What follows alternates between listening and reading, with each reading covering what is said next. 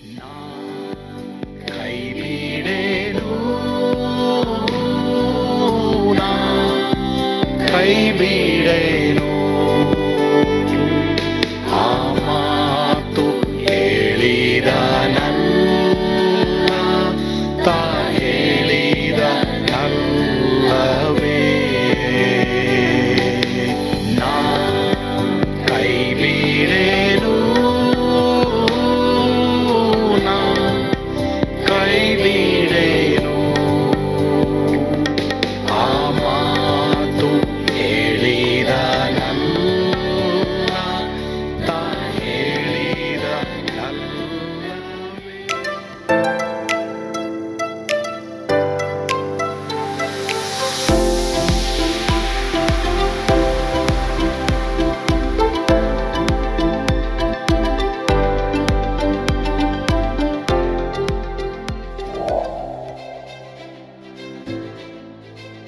ಕರ್ನಾಟಕಕ್ಕಾಗಿ 3 ದಿನದ ಉಪವಾಸ ಪ್ರಾರ್ಥನೆ.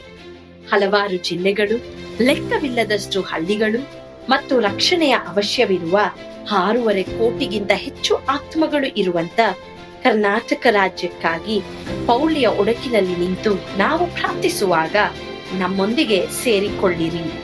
31 ಜಿಲ್ಲೆಗಳು, 224 ಕ್ಷೇತ್ರಗಳು ಒಳಗೊಂಡಂತ ಕರ್ನಾಟಕ ಕಲಾಚಾರ, ಪಾರಂಪರ್ಯ ಮತ್ತು ಅವಕಾಶಗಳು ಇರುವಂತ ನೆಲ.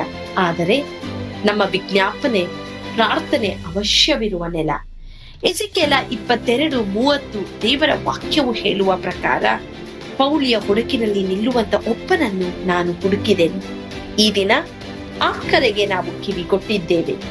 ಏಪ್ರಿಲ್ 14, 15, 16ರಂದು ಹೃದಯಪೂರ್ವಕ ಪ್ರಾರ್ಥನೆಗಳು, ಆರಾಧನೆಗಳು, ದೇವರ ವಾಕ್ಯದಲ್ಲಿ ಬೇರೂರಿರುವ ಬಲವಾದ ದೇವರ ಸಂದೇಶಗಳ ಮೂಲಕ ಯೇಸುವಿನ ಪ್ರೀತಿಯಿಂದ ಕರ್ನಾಟಕ ಬದಲಾಗುವುದನ್ನು ಕಾಣೋಣ.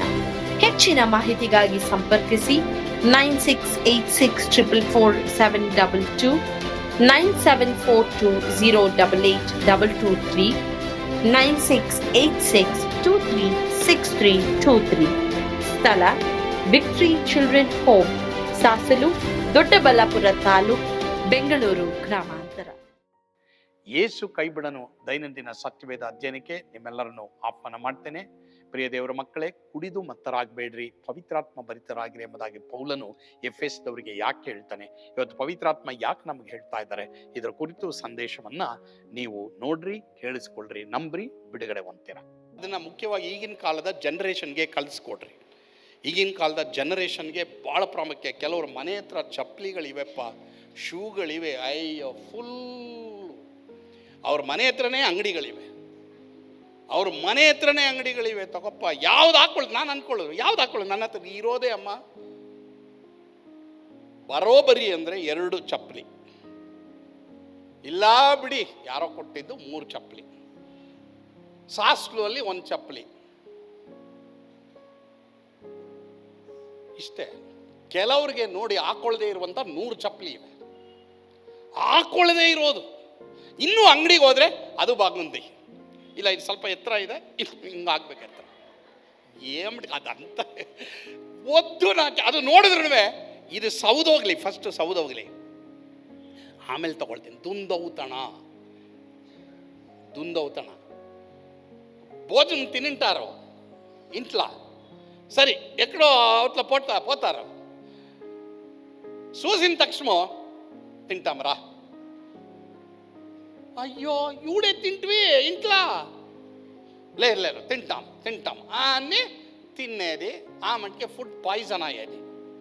ಯಾರ ಇದಂತ ದುಂದೌತಣ. ಇದು ಸಹ ಬರೀ ಕುಡಿದು ಮತ್ತರಾಗಬೇಡ್ರಿ ಅಂತ ಪೌಲ ಹೇಳಿದ್ದು ಬರೀ ಕುಡಿಯೋರ್ಗೆ ಮಾತ್ರ ಅಲ್ಲ, ಕೆಲವರಿಗೆ ಆ ಅಭ್ಯಾಸ ಇದ್ರು, ಕೆಲವ್ರಿಗೆ ಈ ಅಭ್ಯಾಸ ಇದೆ. ಜಾಗ್ರತೆ. ಮುಖ್ಯವಾಗಿ ಈಗಿನ ಕಾಲದ ಮಕ್ಕಳು ಜಾಗ್ರತೆ ಆಗಿರಿ. ದೇವ್ರು ಕೇಳಿ, ಸ್ವಾಮಿ ನಾನು ಅದಕ್ಕೆ ಸಾಯ್ಬೇಕು, ಅದನ್ನು ನೋಡಿದ್ರು ನನಗೆ ನೋಡದೇ ಇರೋ ನನಗೆ ನಾನು ಇರ್ಬೇಕು ದೇವ್ರೆ ಅಂತ ಕೇಳಿ. ಸರಿ, ಈಗ ಅದು 3ನೇದು ಸರಿನಾ. 4ನೇದು ಈ ಕಡೆ ಓದಪ್ಪ. ಓದಿ ಬ್ರದರ್. ಯಾರು ನೆಕ್ಸ್ಟು? ಬೇಡ, ಲೂಕನ್ ಬರೆದ ಸುವಾರ್ತೆ ಅದು ನಾನು ಹೇಳ್ಬಿಟ್ಟೆ ಲೋಟನ್ ಬಗ್ಗೆ. ನಾವಿವಾಗ 4ನೇ ಪಾಯಿಂಟ್ ನೋಡೋಣ. ಓಕೆ, ಕುಡಿದು ಮತ್ತರ ಆಗೋದಕ್ಕೆ ಇನ್ನೊಂದು ಅರ್ಥ ಏನು ಓದೋಣ. ಓದಪ್ಪ ಮುನ್ರಾಜ್ ಅವರು. ಹೆಚ್ಚಿನ ಮನರಂಜನೆ. ಹೆಚ್ಚಿನ ಮನರಂಜನೆ. Always game. ಅಮ್ಮ ಗೇಮ್ ಇರಬೇಕಮ್ಮ, ಗೇಮ್ ಇರಬಾರ್ದು ಅಂತಲ್ಲ. ದೇವರು ನಮ್ಮನ್ನು ಸೋಷಿಯಲ್ ಜೀವಿಗಳಾಗಿ ಸೃಷ್ಟಿ ಮಾಡಿದ್ದಾರೆ. ಕುಡಿದು ಮತ್ತರಾಗೋದಕ್ಕೆ ಇದು ಅರ್ಥ. ಬರೀ ಕುಡಿಯೋರನ್ನ ನೋಡ್ಬಿಟ್ಟು ಅವರೇ ಪಾಪಿಗಳು ಅಂತ ಹೇಳ್ಬೇಡಿ. ನಾವು ಕೆಲವು ಸಲ ಇಂಥ ಕಾರ್ಯಗಳಲ್ಲಿ ಇದ್ದರೆ ನಾವು ಸಹ ತಪ್ತೀವಿ. ಪಬ್ಜಿ ಎಷ್ಟೋ ಜನ ಒಡೆ ಒಡೆ ಒಡೆ ಒಡೆ ಒಡೆ ಇವ್ರು ಮಾತಾಡೋದೆಲ್ಲ ಬರೀ ಒಂಬದುಗಳು ಮಾತಾಡತಾರನೆ ಇವರು. ಕೆಲವರು ಮನೆಗಳಲ್ಲಿ ಕೆಲವರು ತಾಯಂದಿರು ಅಪ್ಪಂದಿರು ನನ್ನ ಹತ್ರ ಹೇಳಿದ್ದಾರೆ, ಅಯ್ಯೋ ಪಾಸ್ಟ್ರೇ ನಮ್ಮ ಮನೆಯಲ್ಲಿ ಬರೀ ಒಡೆ ಒಡೆ ಒಡೆ ಅನ್ನೋರೆ. ಶೂಟ್ ಮಾಡು ಶೂಟ್ ಮಾಡು ಶೂಟ್ ಮಾಡು. ಪಬ್ಜಿನ ಒಂದು. ಎರಡನೇದು ಇನ್ನು ಏನೇನೋ ಆ್ಯಪ್ಗಳು ಬಂದಿವೆ ಅಲ್ವಾ. ಮಕ್ಕಳು ಮೊಬೈಲ್ ನೋಡಬೇಕು, ಒಳ್ಳೆ ಕಾರ್ಯನ ಒಂದು ಟೈಮ್ ಇಟ್ಕೊಳ್ಳಿ, ಅಷ್ಟು ಸಾಕು. ಬೆಳಗಿಂದ ಸಾಯಂಕಾಲದವರೆಗೂ ಅದನ್ನೇ ನೋಡ್ತಾರ. ಬೈಬಲ್ ಓದ್ದ, ಪ್ರಾರ್ಥನೆ ಮಾಡ್ದ, ದೇವರೊಂದಿಗೆ ಸಮಯ ಕಳೆದ, ನೀನು ಎಜುಕೇಷನ್ ಮಾಡ್ದ, ನೀನು ಕೆಲಸ ಮಾಡ್ದ, ಮನೇಲಿ ಅಡುಗೆ ಮಾಡ್ದ, ಊಟ ಮಾಡ್ದ, ಮತ್ತು ಫ್ಯಾಮಿಲಿ ಹತ್ರ ಕೂತ್ಕೊಂಡು ನೀನು ಮಾತಾಡ್ದ, ಎಲ್ಲ ಇರಬೇಕು ನಮ್ಗೆ ಅಲ್ಲ. ನಾನು ಊಟದ ಟೈಮಲ್ಲಿ ನ್ಯೂಸ್ ನೋಡ್ತೀನಿ. ಅದು ತಪ್ಪು ಆ್ಯಕ್ಚುಲಿ. ಹೆಂಗೆ ತಪ್ಪು ಅಂತ ಹೇಳ್ತೀನಿ. ತಪ್ಪಂದರೆ ಪಾಪ ಅಲ್ಲ, ಅದು ಸೋಷಿಯಲ್ ಒಂದು ಸಲಹೆ ಕೊಡ್ತಾರೆ. ಏನಂತಾರೆ, ಊಟ ತಿನ್ಬೇಕಾದ್ರೆ ಟಿ ವಿ ನೋಡಬಾರ್ದು ಅಂತ. ಯಾಕಂದರೆ ನಮ್ಮ ಗಂಟ್ಲಲ್ಲಿ ಏನೋ ಹೋಗ್ಬಿಡ್ತದೋ ಗೊತ್ತಿಲ್ಲ ಅಂತ. ಅದು ನೋಡ್ಕೊಂಡಿದ್ದು ಇಲ್ಲಿ ಊಟ ಹೋಗ್ಬಿಡ್ತದೆ. ಸರಿ, ಯಾವಾಗ ನ್ಯೂಸ್ ನೋಡ್ತೀನ ನಾನು ಊಟದ ಕುಟ್ಕೊಳ್ಳೋ ಟೈಮಲ್ಲಿ ನಾನು ನ್ಯೂಸ್ ನೋಡ್ತೀನಿ. ಮತ್ತು ನನ್ನ ಫ್ಯಾಮ್ಲಿ, ನನ್ನ ಮಕ್ಕಳು, ನನ್ನ ಅಳಿಯಂದಿರು, ಮೊಮ್ಮಕ್ಕಳು, ಇವ್ರ ಜೊತೆ ನನಗೆ ಟೈಮ್ ಇದೆ, ಕಳಿತೀನಿ. ಮತ್ತು ಅದೇ ಥರ ನನಗೆ ನನ್ನದೇ ಆದಂಥ ಪಾಸ್ಟ್ರು ಕೆಲಸ ಇದೆ. ಪ್ರಸಂಗಗಳು ರೆಡಿ ಮಾಡಬೇಕು, ಮತ್ತು ನಾನು ಬೈಬಲ್ ಓದಬೇಕು, ನನ್ನದೇ ಡಿವೋಷನ್ ಟೈಮ್ ಇದೆ. ಮತ್ತು ನಾನು ಸಂಸ್ಥೆಗೆ ನಾಯಕನಾಗಿರೋದ್ರಿಂದ ಸಂಸ್ಥೆಯಲ್ಲೂ ನನಗೆ ಅನೇಕ ಕಾರ್ಯಗಳಿದೆ. ಎಲ್ಲದಕ್ಕೂ ತಕ್ಕ ಟೈಮ್ ಇಟ್ಟಿರ್ತಾನೆ. ಕೆಲವು ಸಲ ಬೇರೆ ಸಭೆಗಳು ನಾನು ಹೋಗಬೇಕಾಗುತ್ತೆ. ಎಲ್ಲ ಟೈಮಲ್ಲಿ ಜಾಸ್ತಿ ನಾನು ಇಟ್ಕೊಳ್ಳಲ್ಲ, ಯಾವಾಗ ಒಂದೊಂದು ಟೈಮ್ ಇಟ್ಕೊಳ್ತೀನಿ. ಹೀಗಾಗಿ ಕಲಿತಾ ಇದ್ದೇನೆ. ನಾನು ಪರ್ಫೆಕ್ಟ್ ಅಂತ ಹೇಳ್ತಾ ಇಲ್ಲ, ಕಲಿತಾ ಇದ್ದೇನೆ. ಓಕೆ. ಸೊ ಹೀಗಾಗಿ ನಾನು ತಿನ್ನೋದ್ರಲ್ಲೂ ಮತ್ತು ಮಲಗೋದ್ರಲ್ಲೂ ಭಾಳ ಜೋಪಾನವಾಗಿ ನಾನು ಏನು ಮಾಡ್ತೀನಿ, ಜವಾಬ್ದಾರಿಕೆ ಉಳ್ಳವನಾಗಿರೋಕ್ಕೆ ಪ್ರಯಾಸ ಪಡ್ತಾ ಇದ್ದೀನಿ. ಕೊಡೋದನ್ನೆಲ್ಲ ನಾನು ತಿನ್ನಲ್ಲ, ಮತ್ತು ಇಷ್ಟ ಬಂದಂಗೆ ಮಲಗ್ತೀನಿ. ಎಷ್ಟು 8 ಅವರ್ ಕಟ್ನಿಟ್ಟಾಗಿ ನಾನು ಮಲಗಬೇಕು. ಓಕೆ. ಸೊ ಎಷ್ಟೋ ಜನ ಆದರೆ ಏನು ಮಾಡ್ತಾ ಇದ್ದಾರೆ ಅಂದರೆ, ಜಾಸ್ತಿ ಮನರಂಜನೆ ಕಾರ್ಯಕ್ರಮ. ಮನರಂಜನೆ ಅಂದರೆ ಓನ್ಲಿ ಗೇಮ್ ಗೇಮ್ ಗೇಮ್. ಇದು ಕುಡಿದು ಮತ್ತರಾಗೋದಕ್ಕೆ ಇನ್ನೊಂದು ಗುರುತು. ಗೊತ್ತಿಲ್ಲ ಎಷ್ಟು ಮಕ್ಕಳಿಗೆ ಆಗ್ತಾ ಇಲ್ಲ. ಓವರ್ ಟೈಮು ಮೊಬೈಲ್ ನೋಡಿಕೊಂಡು, ಗೇಮ್ಗಳು ಆಡಿಕೊಂಡು, ಓವರ್ ಟೈಮು ನೀವು ಜಾಸ್ತಿ ಮನರಂಜನೆ ಕಾರ್ಯಕ್ರಮಗಳಿಗೆ ನೀವು ಸೋಷಿಯಲ್ ಮೀಡಿಯಾದಲ್ಲಿ ಸಮಯ ಕಳೀತಾ ಇದ್ದರೆ, ಪ್ರಿಯ ದೇವರ ಮಕ್ಕಳೇ, ನೀವು ಮತ್ತರಾಗ್ಬಿಡ್ತೀರ. ದಟ್ ಮೀನ್ಸ್ ನಿಮಗೆ ನೀವೇ ಗೊತ್ತಾಗಲ್ಲ. ನಿಮ್ಮ ಎಜುಕೇಷನ್ ಮಾಡೋಕ್ಕಾಗಲ್ಲ, ನಿಮ್ಮ ಕೆಲಸ ಮಾಡೋಕ್ಕಾಗಲ್ಲ, ಮತ್ತು ನಿಮ್ಮ ಕುಟುಂಬ ನಡೆಸೋಕ್ಕಾಗಲ್ಲ. ಮಾತ್ರವಲ್ಲದೆ ನೀವು ದೇವ್ರು ಕೊಟ್ಟಿರೋಂಥ ಬಿಸ್ನೆಸ್ಸು, ನಿಮ್ಮ ಗುರಿಯನ್ನು ನೀವು ತಲುಪಕ್ಕಾಗಲ್ಲ. ಪ್ರಿಯರೇ, ದಯವಿಟ್ಟು ದೇವ್ರಿಗೆ ಹೇಳ್ರಿ, ಸ್ವಾಮಿ there should be an entertainment ಇರಬಾರ್ದು ಅಂತ ದೇವ್ರು ಹೇಳಿಲ್ಲ, ಬಟ್ ಆದರೆ ಅಧಿಕವಾಗಿರಬಾರ್ದು. ಸೊ ಈಗಿಂದ ಮಕ್ಕಳು ಸಹ, ಚಿಕ್ಕ ಮಕ್ಕಳು, ಯವನಸ್ಥರು, ಸ್ತ್ರೀಯರು, ಪುರುಷರು, ನೀವೆಲ್ಲರೂ ಜಾಗ್ರತೆ ವಹಿಸಬೇಕು. ಇದು ಭಾಳ ಪ್ರಾಮುಖ್ಯ. ನಿಮಗೆ ದೇವರು ಕೆಲಸ ಕೊಟ್ಟಿದ್ದಾರೆ, ವಿದ್ಯಾಭ್ಯಾಸ ಕೊಟ್ಟಿದ್ದಾರೆ, ಮಾತ್ರವಲ್ಲದೆ ನಿಮಗೆ ಬಿಸ್ನೆಸ್ ಕೊಟ್ಟಿದ್ದಾರೆ. ಅದು ಮಾತ್ರವಲ್ಲದೆ ನಿಮ್ಮ ಮನೆ ಕೆಲಸಗಳು ಕೊಟ್ಟಿದ್ದಾರೆ, ಮನೇಲಿ ಅಡುಗೆ ಮಾಡೋದಿದೆ, ಫ್ಯಾಮಿಲಿಗಳಿದೆ. ಹೀಗಾಗಿ ನೀವು ಸಮಯ ಕಳಿಬೇಕಾಗಿರೋದು ಭಾಳ ಪ್ರಾಮುಖ್ಯ. ಪ್ರಿಯರೇ, ಕುಡಿದು ಮತ್ತರಾಗೋದಕ್ಕೆ ಇದು ಒಂದು ಅರ್ಥ, ಎಕ್ಸೆಸ್ ಆಫ್ ಎಂಟರ್ಟೈನ್ಮೆಂಟ್. ಪ್ರಿಯ ದೇವರ ಮಕ್ಕಳೇ, ಖಂಡಿತವಾಗಿ ನಾನು ನಂಬ್ತೀನಿ ಈ ಸಂದೇಶ ನಿಮಗೆ ಆಶೀರ್ವಾದವಾಗಿತ್ತೆಂಬುದಾಗಿ. ಕುಡಿಕತನದಲ್ಲಿ ಮಾತ್ರವಲ್ಲದೆ ಅನೇಕ ಡ್ರಗ್ಸ್ಗಳಲ್ಲಿ, ಇನ್ನು ಲೌಕಿಕವಾದಂಥ ಲೋಕದ ಕಾರ್ಯಗಳಲ್ಲಿ ಯಾರ್ಯಾರು ಅಡಿಕ್ಟ್ ಆಗಿದ್ರೆ ಅದರಿಂದ ಬಿಡುಗಡೆ ಹೊಂದಬೇಕೆಂಬುದಾಗಿ ಇವತ್ತು ತೀರ್ಮಾನ ಮಾಡ್ರಿ. ಯೇಸು ನಿಮಗೆ ಸಹಾಯ ಮಾಡ್ತಾನೆ. ಪ್ರಾರ್ಥನೆ ಮಾಡೋಣವಾ?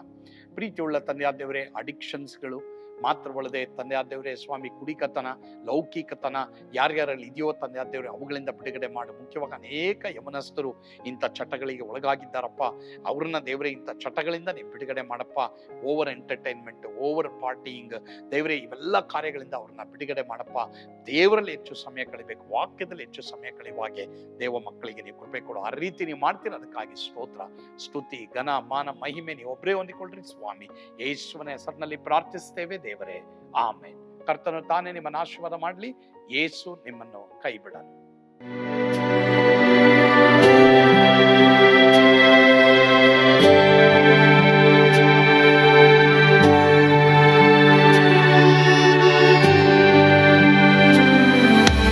ನಾನು ಪಾತ್ರದಲ್ಲಿ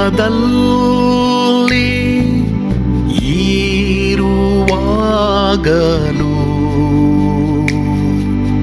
ನೀನು ಪಾಯಪಟ್ಟು ಓಡಬಾರದು.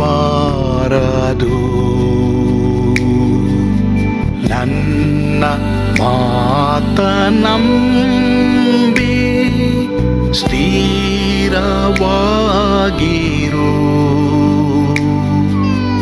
ನಿನ್ನ ಬಿಡಲಾರೆ, ಬಿಡೆನು ಎಂದೆಂದಿಗೂ.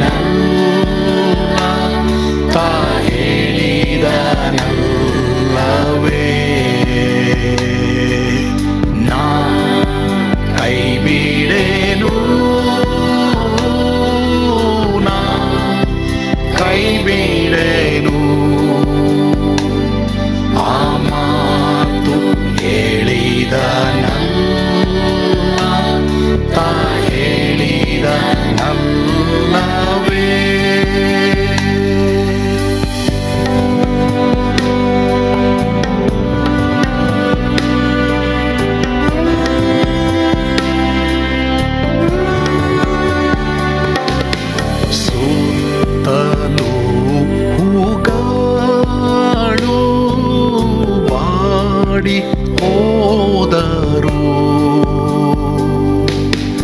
ಮೇಲೆ ಸ್ವರ್ಗದೋಳು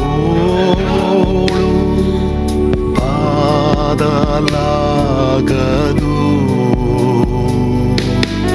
ಅಲ್ಲಿಂದೇಸು ಸ್ವಾಮಿ ಬಾರುವಾತನು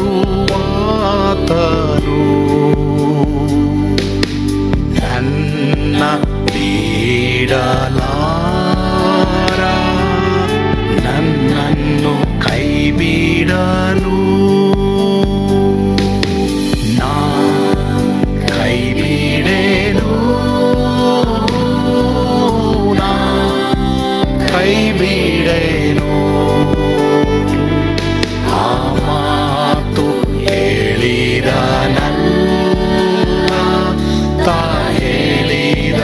ನಲ್ಲವೇ. ನಾ ಕೈ ಬಿಡೆನು, ನಾ ಕೈ ಬಿಡೆನು.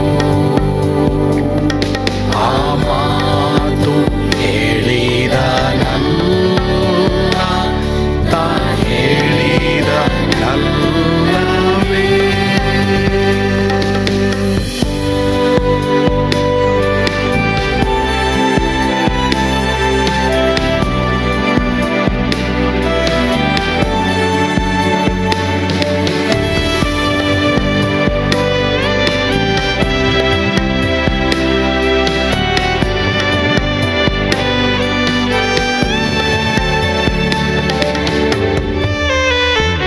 ಮುಂದೆ ಬಾಹು ಕಷ್ಟ ಬಾರುತ್ತಿದ್ದರು,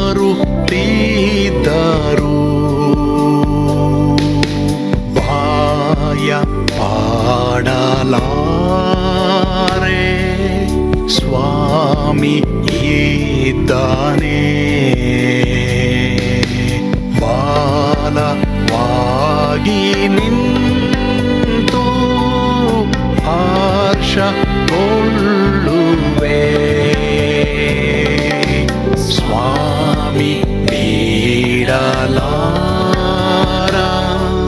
ಸ್ವಾಮಿ ನನ್ನ ಕೈ ಬಿಡಲಾರ.